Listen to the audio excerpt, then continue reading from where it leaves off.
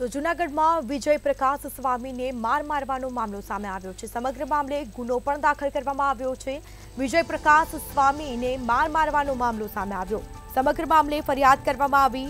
વિજય પ્રકાશ સ્વામીએ 6 જેટલા શખ્સો સામે ગુનો નોંધાવ્યો છે।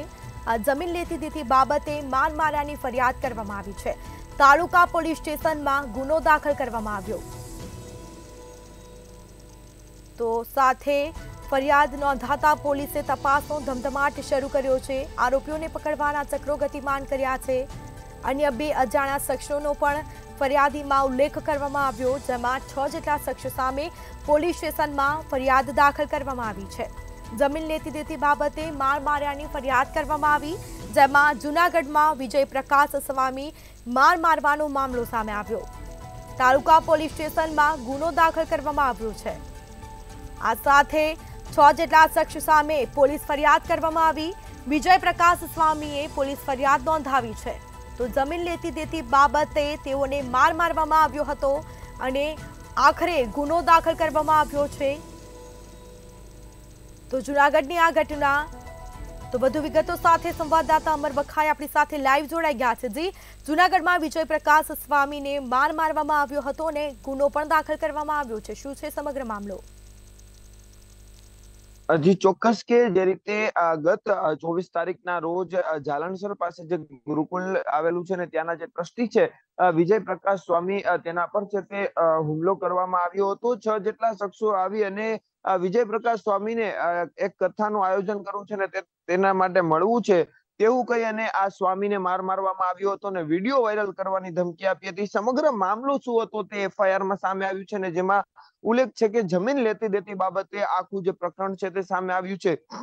ખાસ કરીને પેલા આરોપીઓની નામની વાત કરી લેવામાં આવે તો 6 જેટલા આરોપીઓ છે, જેમાં 2 અજાણ્યા છે ને 4 જેટલા નામજોગ છે, જેમાં જસ્મીન બાલાશંકર માઠક જે રાજકોટના છે, જય મોલિયા તે પણ રાજકોટનો છે અને પ્રકાશ વાઘ અને સાથે રામ આહિર કે જે જાલણસર પાસે જેનું પેટ્રોલ પંપ આવેલું છે, આ 4 શખ્સોના નામજોગ ફરિયાદ નોંધાઈ છે અને 2 અજાણ્યા શખ્સો છે। આ 6 શખ્સો 2 જુદી જુદી ફોરવ્હીલો લઈને આવ્યા હતા અને બાદમાં આ સ્વામીને મળવા બાબતે બોલાવી અને માર મારવામાં આવ્યો હતો। સ્વામીની ઓફિસની અંદર જ પ્રકરણની વાત કરવામાં આવે તો થોડા સમય પહેલા આ સ્વામીજી દ્વારા ક્યાંક જમીનની શોધણી કરતા હતા અને જમીન રાખવા માટે તે લોકો આ લોકોને મળ્યા હતા જસ્મીનને, અને જેમાં જમીન છે તે બાબતનું પ્રકરણ હતું અને જેને લઈને આખું એફઆઈઆર ની અંદર ઉલ્લેખ કરવામાં આવ્યો છે કે જે 3 વર્ષથી જે લોકો આ જે સ્વામી છે તેમને સ્કૂલ ઓફ એક્સેલન્સ પ્રોજેક્ટ તથા અન્ય શૈક્ષણિક સેવાકીય પ્રોજેક્ટ માટે જમીનની જરૂરિયાત હોય અને જેને લઈને તે લોકો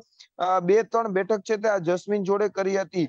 બાદમાં ગત 29/1 એટલે કે 29 જાન્યુઆરીના રોજ ₹5,51,000 ટોકન છે તે આ આરોપીઓ છે તેને આપવાનું હતું।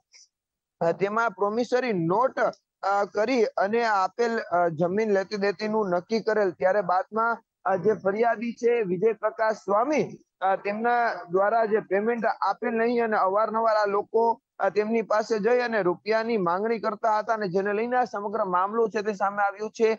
જે જમીન લેવાની હતી ને તે જમીનની પછી ના પાડી દીધી હતી સ્વામીએ અને જેનો ખાર રાખી અને આ લોકો છે તે આ સ્વામી ઉપર ગત 24 તારીખના રોજ હુમલો કર્યો।